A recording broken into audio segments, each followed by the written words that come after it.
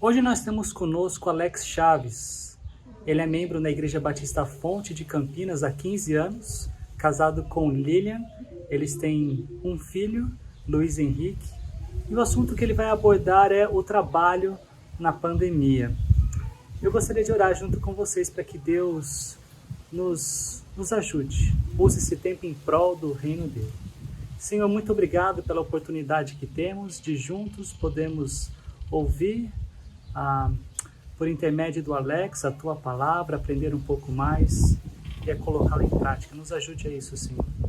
Use o Alex e nos dê, Pai, um espírito de humildade para ouvi-lo e aprender. Eu oro assim em nome de Jesus. Amém. Dentre as várias esferas da vida afetadas pelas medidas globais de combate ao alastramento do novo coronavírus, sem dúvida, uma das mais diretamente impactadas foi a realidade do trabalho. Em um espaço de tempo extremamente curto, milhões de empresas de todos os portes, de pequenos restaurantes a grandes corporações multinacionais, viram as suas vendas literalmente desaparecerem. E embora alguns setores da economia já pareçam sinalizar algum tipo de melhora, a verdade é que a maior parte da economia ainda sofre muito e sem perspectivas de melhora, pelo menos no curto prazo. Em uma pesquisa recente feita com os presidentes das maiores 500 empresas do mundo, mais da metade deles afirmou que o número de funcionários das suas empresas deve ser menor à medida que as atividades forem retomadas, apontando, portanto, para um crescimento na realidade do desemprego. Embora isso seja bastante desafiador, sobretudo para aqueles que pensam em desenvolver e crescer na sua carreira e vão ter à frente menos oportunidades, e também para os jovens que irão ingressar no mercado de trabalho daqui a alguns anos, a verdade é que a realidade do desemprego não é efetivamente nova para nós brasileiros. Em função do nosso histórico econômico e da sucessão de crises que nós já atravessamos, lidar com o desemprego é algo que já teve diante de nós, que de uma forma ou de outra foi superado. Mas o fato é que no contexto da pandemia, algo efetivamente novo tem acontecido. É como se nós tivéssemos viajado para o futuro e uma série de tendências que eram previstas para o trabalho, mas que só aconteceriam daqui a 2, 5, mesmo 10 anos, passaram a acontecer e se consolidaram agora. Por exemplo, há muito tempo se fala sobre como no futuro o trabalho seria remoto, ou seja, ele não seria desempenhado nas instalações da empresa, mas na casa das pessoas. O fato é, nesses dias, empresas inteiras, se não tivessem alocado seus funcionários para o trabalho remoto, para o conhecido home office, teriam deixado de funcionar. Da mesma maneira, já se projetava há alguns anos a substituição de seres humanos em uma série de posições no mercado por ferramentas ligadas à inteligência artificial ou a mecanismos de automação.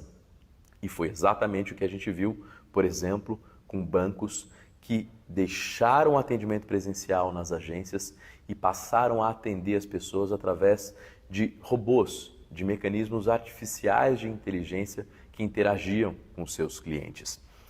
Agora, o fato é, por que é importante estudar sobre essas coisas? Não é possível imaginar que, uma vez que a realidade seja retomada, que eventualmente a gente veja o advento de uma vacina, mesmo que demore, o trabalho, a vida como ela era antes, não deva ser retomada. Pois esse é o fato. Há uma série de estudos e pesquisas sendo feitas nesse momento que apontam para o fato de que as mudanças que foram implementadas durante a fase da pandemia, na realidade do mercado de trabalho, irão modificar para sempre a natureza do trabalho. São mudanças sem volta e que irão afetar o onde do trabalho, o que do trabalho e o como do trabalho. É por isso que, nesses próximos minutos, eu gostaria de refletir com vocês sobre aquilo que é a palavra de Deus, sobre as lentes que a palavra de Deus, que é imutável e que não foi surpreendida pela realidade da pandemia, nos oferece sobre esse ambiente caracterizado por tanta volatilidade, por tanta mudança. A palavra de Deus aponta para uma forma prudente, sábia e extremamente prática sobre como navegar as mudanças que nós teremos à frente já no curto prazo. E eu gostaria de fazer isso. Nós vamos refletir sobre essas mudanças, olhando essencialmente para duas dimensões, para dois grandes desafios que devem concentrar a maior parte das mudanças no mercado de trabalho. Primeiro, desafios que eu chamo de operacionais ou de adaptacionais. Provérbios 14:8 diz o seguinte: o prudente sabe para onde vai, mas os insensatos enganam a si mesmo. A palavra de Deus nos estimula a ativamente ler, analisar, sondar o ambiente em que nós estamos em busca de mudanças para que a gente seja capaz de tomar as melhores decisões.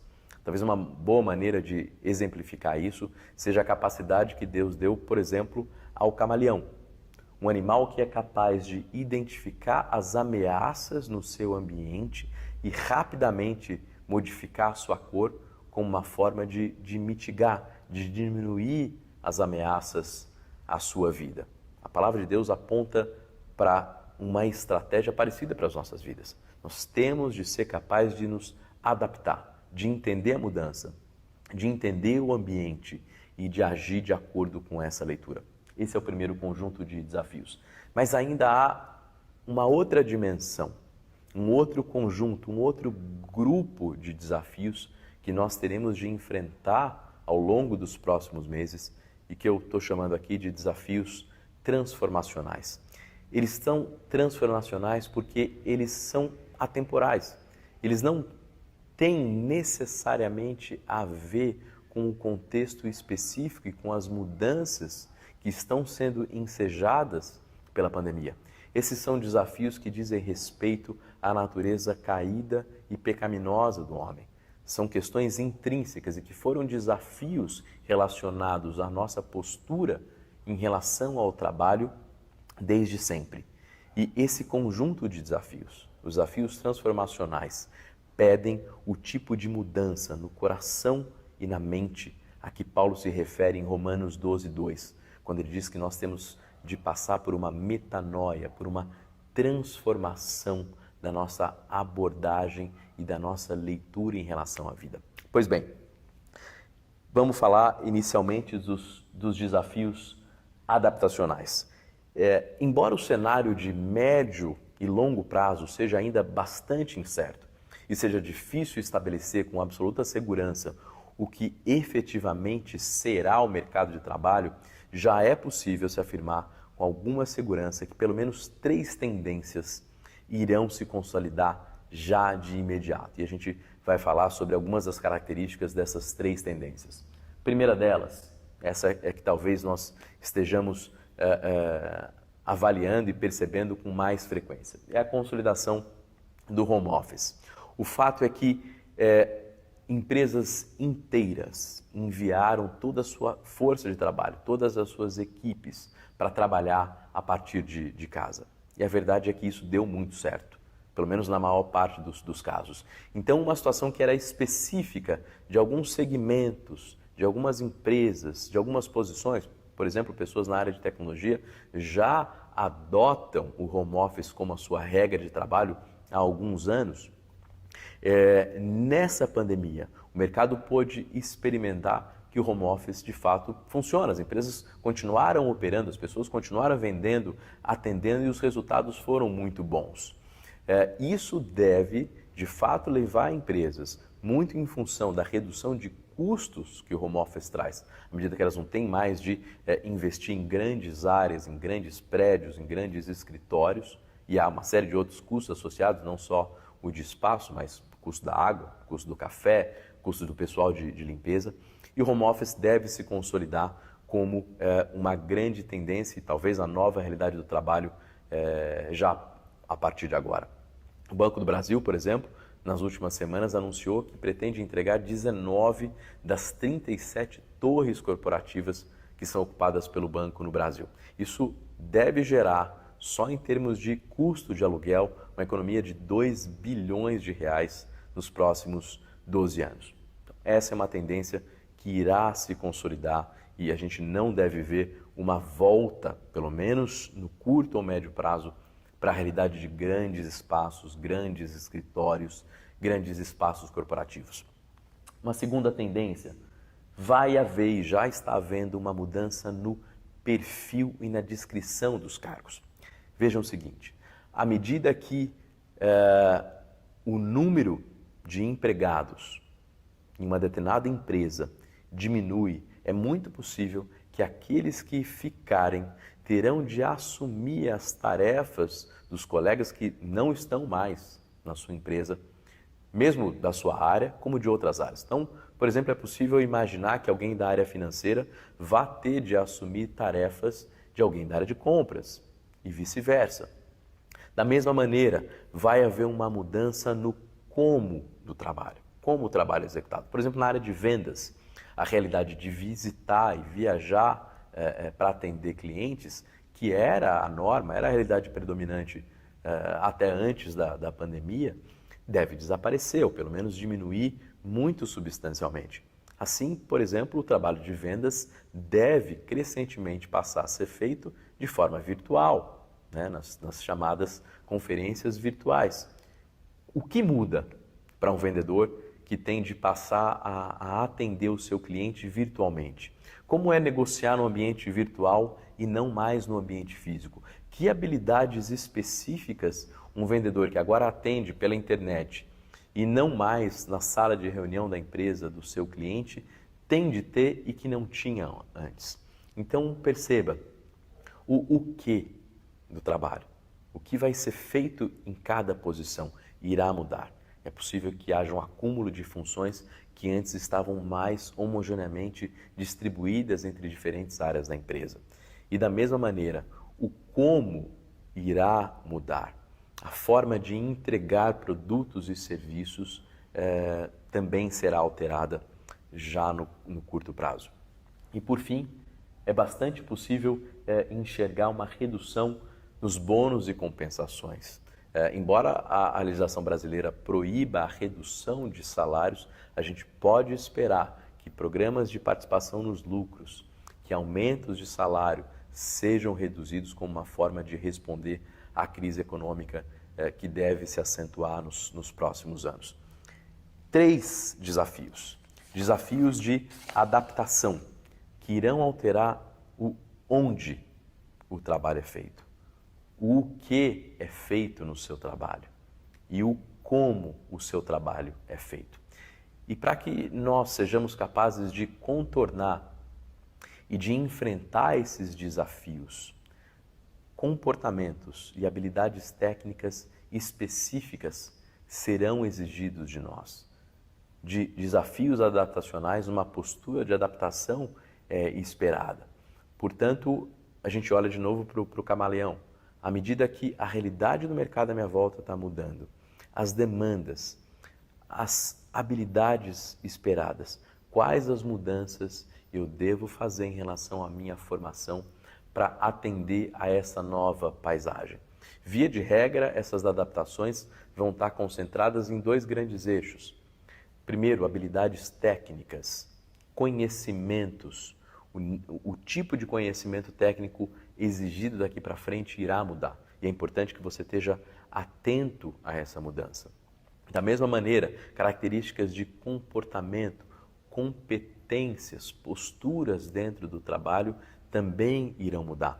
Uma boa forma de enxergar isso é aquilo que o mercado se refere como uma formação em T ou uma formação em Pi, em referência à letra grega que tem uma barra horizontal e 2 barras verticais. O que isso quer dizer? Um profissional do futuro tem que ser alguém com um profundo conhecimento em pelo menos uma ou 2 áreas, mas com conhecimentos genéricos em uma série de competências. Assim, alguém de vendas não tem que ser mais só bom em vendas. Você tem que ter bons conhecimentos na área financeira, na área de marketing digital. Esses são desafios adaptacionais. O ambiente está mudando. O homem prudente tem que ser capaz de enxergar, identificar com sensibilidade essas mudanças e discernir o seu caminho. perceber que mudanças têm que ser feitas a fim de que ele possa manter a sua empregabilidade. Isso já era importante antes e a pandemia, sem dúvida, agravou essa situação e incrementou a necessidade por adaptação. Pois bem, há também um outro conjunto de desafios, como eu me referi há alguns minutos, e que eu estou chamando aqui de desafios transformacionais. Eles são transformacionais porque eles não foram produzidos por essas mudanças na pandemia. Esses desafios já estavam presentes. São desafios atemporais. E eles também são um grande obstáculo para que nós sejamos capazes de ter carreiras bem-sucedidas, entendendo que uma carreira bem-sucedida é uma carreira que glorifica e que atende aos propósitos de Deus para a sua vocação, para o seu chamado, qualquer que seja ele. A gente vai falar sobre isso em breve. Quando nós perdemos uma perspectiva bíblica do porquê o trabalho foi criado, do porquê Deus decidiu que nós teríamos de nos envolver, de nos engajar em alguma atividade produtiva, né? Por que nós trabalhamos? Fatalmente, nós iremos oscilar entre dois extremos. O primeiro extremo, no qual nós incorremos quando a gente não enxerga os propósitos de Deus para a realidade do trabalho, é nós enxergarmos no trabalho um ídolo. E o que é ídolo, gente? Um ídolo é tudo aquilo que nós colocamos no lugar de Deus com o objetivo de atender aos desejos mais profundos e aos anseios mais amplos das nossas almas. Tudo aquilo que é colocado no lugar de Deus para nos dar só aquilo que Deus é capaz de dar é um ídolo. E o fato é que carreiras, que o nosso trabalho tem uma altíssima capacidade de nos entregar aquilo que nós imaginamos que irá trazer satisfação para as nossas vidas.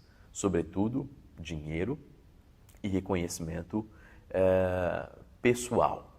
Portanto, esse é um extremo. Nós extrairmos a nossa identidade, o nosso valor, o nosso senso de propósito do nosso trabalho. Enquanto nós não entendermos que nós somos valiosos, que a nossa identidade, que o nosso senso de valor próprio não vem da nossa carreira, não vem de quanto a gente ganha, não vem do tapinha das costas do nosso chefe, mas vem da obra redentora realizada pelo Senhor Jesus na cruz do Calvário, que nos salvou, que nos redimiu, que nos perdoou a despeito dos nossos pecados. Nós continuaremos cavando cisternas, poços rotos, que não são capazes de segurar a água. É como um poço que você cava e logo ele se enche de água e você toma aquela água e se sacia, mas no dia seguinte aquele poço, aquela água já não está mais lá. Isso acontece nas nossas carreiras.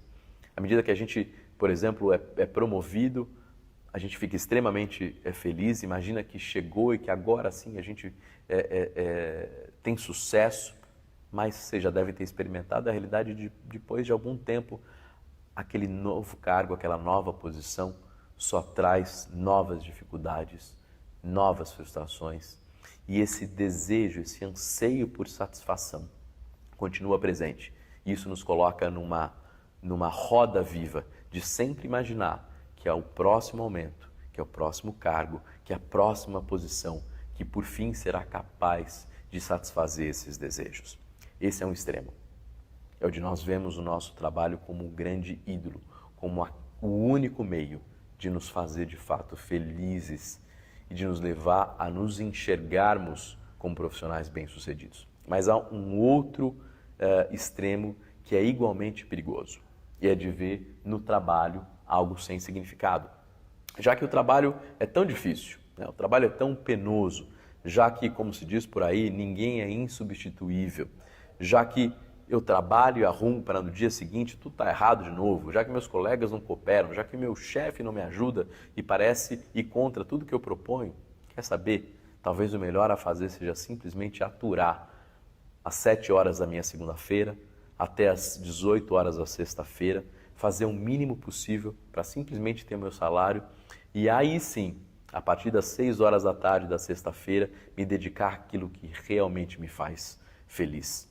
Talvez um churrasco com os amigos, talvez algum hobby, uma viagem.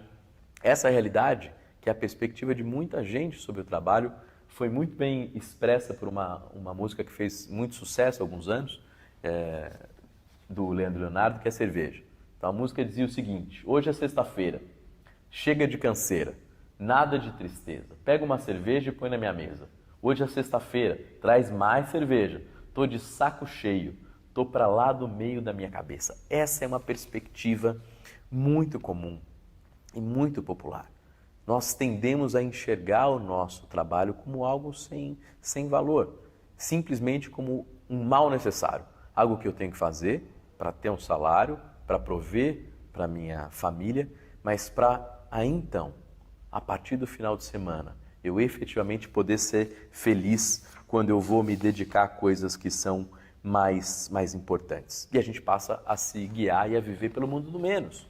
Menos esforço, menos qualidade, menos engajamento, menos pontualidade. E vejam, meus irmãos, Deus ama o trabalho duro. Deus ama o esforço. Todo trabalho é para Deus e deve ser feito como para Deus. E que se nós não desenvolvermos uma visão adequada sobre os propósitos do trabalho, o fato é que nós viveremos como um pêndulo, oscilando entre esses dois extremos.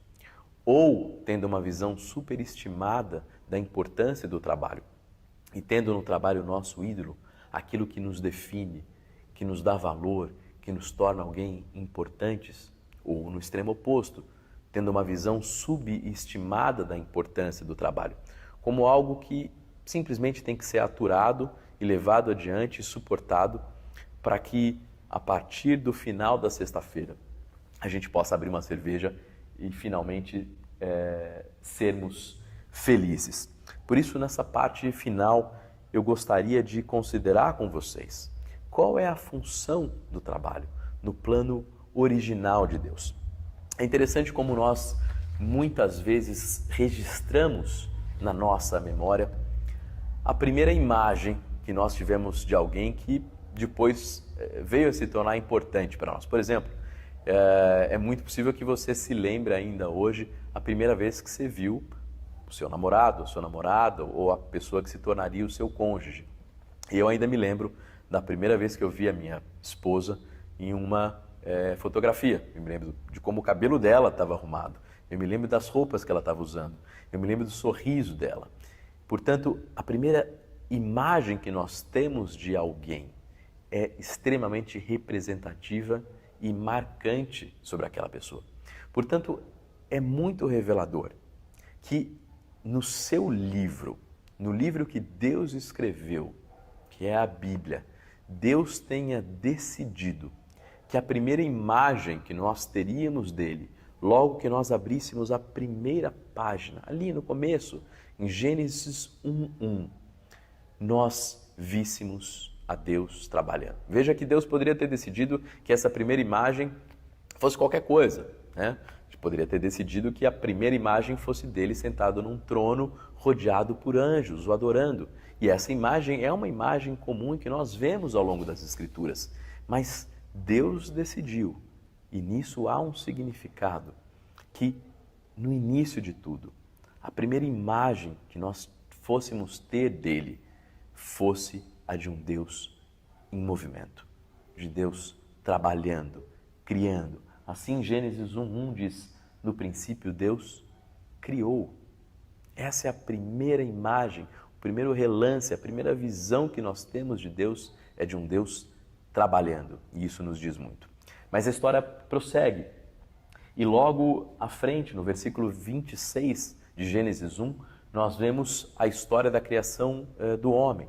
O homem é criado à imagem e semelhança de Deus. Significa que Deus toma muitos dos seus atributos, das suas qualidades, das suas virtudes, das suas características, e Ele cria um homem que reúne muitas dessas coisas, embora numa escala incalculavelmente menor do que a do próprio Deus. Mas ainda assim, o homem tem a imagem e a semelhança de Deus.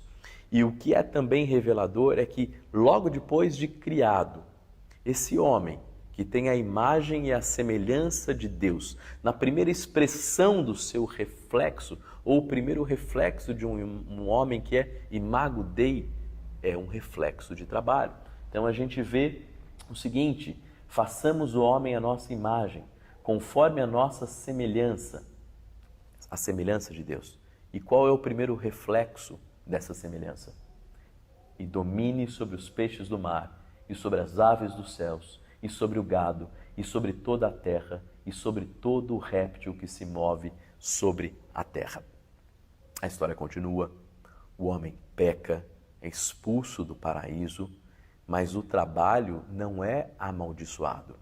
Uma concepção muito enganosa é de que o trabalho é resultado do pecado, porque o homem pecou, ele teve de passar a trabalhar. E a gente vê, através desses versículos, que o trabalho sempre foi parte do plano de Deus para o homem. O que muda? O que muda é o entorno. O que muda é um ambiente. O trabalho fora do Éden, o trabalho fora do paraíso. E é o nosso trabalho hoje, nós estamos fora do paraíso. É um trabalho caracterizado pelo esforço, pelo suor dos nossos rostos. Agora o trabalho tem que ser feito em meio a espinhos e abrolhos, como o texto fala. Mas o trabalho em si não é resultado da maldição. O trabalho sempre foi parte do plano original de Deus para o homem. E a história prossegue. Eu quero passar agora por 3 versículos ao longo da história que apontam para a permanência e para a existência do trabalho. Primeira passagem em Êxodo 1,14. Aqui a gente vê o seguinte em uma referência aos escravos hebreus trabalhando para o faraó no Egito. O povo tinha se tornado escravo e eles estão lá trabalhando para faraó naquelas grandes obras do Egito antigo. E no versículo 14 a gente lê o seguinte: tornaram a vida deles amarga, obrigando-os a preparar argamassa, produzir tijolos e fazer todo o trabalho nos campos. Eram cruéis em todas as suas exigências. Então a gente vê aqui o povo de Deus sendo usado como mão de obra escrava e amassando, produzindo tijolos para as obras do grande império do Egito. Mais à frente, 1 Crônicas 4:21, uma outra situação. Aqui nós temos as instruções de Deus para a construção do tabernáculo, para a casa dele, para a habitação dele em meio ao povo. E o capítulo 4, versículo 21 diz o seguinte: os descendentes de Selá, filho de Judá, foram pai de Leca, Laada, pai de Maressa, os clãs dos que trabalham com linho em Bet-Asbeia. Então aqui a gente vê um grupo de homens, um grupo de artesãos hábeis em tarefas têxteis, hábeis na tecelagem e que foram recrutados para tecer para a construção do tabernáculo de Deus. E por fim, um último exemplo, em 2 Crônicas 8:14, a história prosseguiu. O povo ocupou a terra prometida, não era mais um povo nômade. Um templo está sendo construído, um grande templo, uma grande obra. E nós vemos Davi como o pai daquele que construiria o templo, Salomão, dizendo o seguinte: Davi também encarregou os levitas de dirigirem o louvor e ajudarem os sacerdotes em suas responsabilidades diárias. O que está acontecendo aqui? Por que eu trouxe 3 versículos tão diferentes? Meus irmãos, em todos esses versículos, seja entre escravos amassando e produzindo tijolos, seja entre artesãos tecendo tecidos de linho, ou seja entre sacerdotes, uma classe espiritual, dirigindo o louvor a Deus dentro de um templo, a palavra de Deus usa o mesmo termo, que é o termo avodá. E o que a gente entende disso? Quer seja um escravo hebreu no Egito, produzindo e amassando tijolos sob um sol escaldante, quer alguém tecendo um tecido que vai ser usado no tabernáculo, quer um membro da classe espiritual, da classe sacerdotal de Israel, todos esses trabalhos para Deus são avodá. Não há diferença. Todos eles são louvor. Um sacerdote louva a Deus, mas alguém que produz tijolos também louva a Deus. E qual é a profunda implicação disso para mim e para você?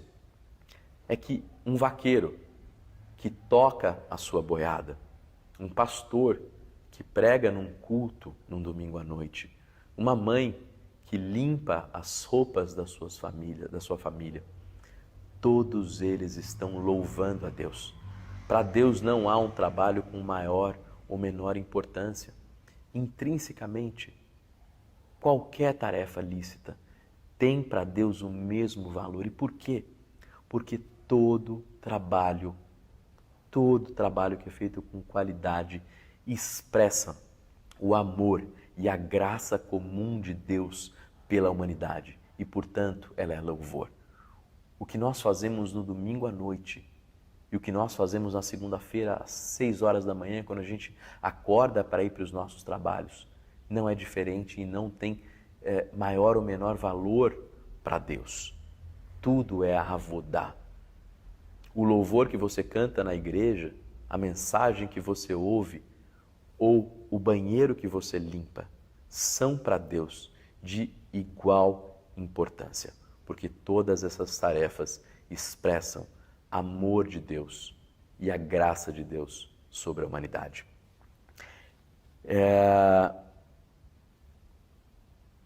Eu queria concluir, portanto, meus irmãos, olhando para o fato de que a pandemia já modificou e irá ainda modificar grandes áreas, grandes porções da realidade do trabalho.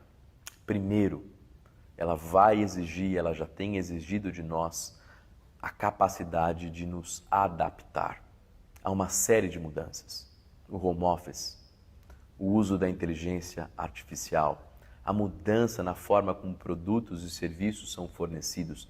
E para superar esses desafios adaptacionais, nós temos de estar preparados para ler as mudanças no ambiente, entendermos o que está acontecendo e tomarmos decisões de forma a reduzir as ameaças e maximizar as nossas chances nesse novo cenário. Esses são os desafios adaptacionais.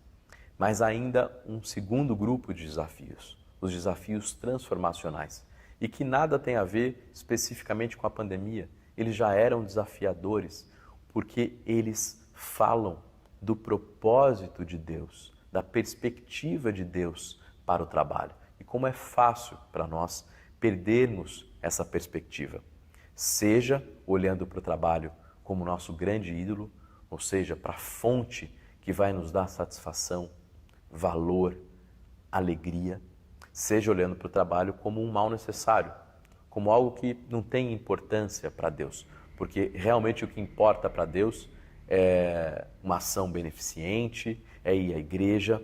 Isso está errado.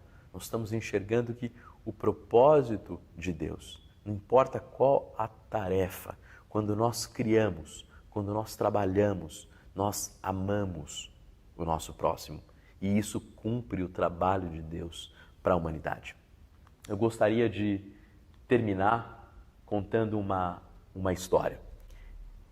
Certa vez um sapateiro se aproxima do grande pregador Calvino e pergunta a ele: Calvino, o que eu devo fazer para ser um cristão melhor e um servo melhor? Ao que Calvino pergunta: o que é que você faz? Ele diz: eu sou um sapateiro, eu produzo sapatos. Já imaginando que Calvino diria: deixe de trabalhar, deixe de produzir sapatos, vá para uma escola teológica, estude a Bíblia e então você irá atender e agradar a Deus e ser um cristão melhor.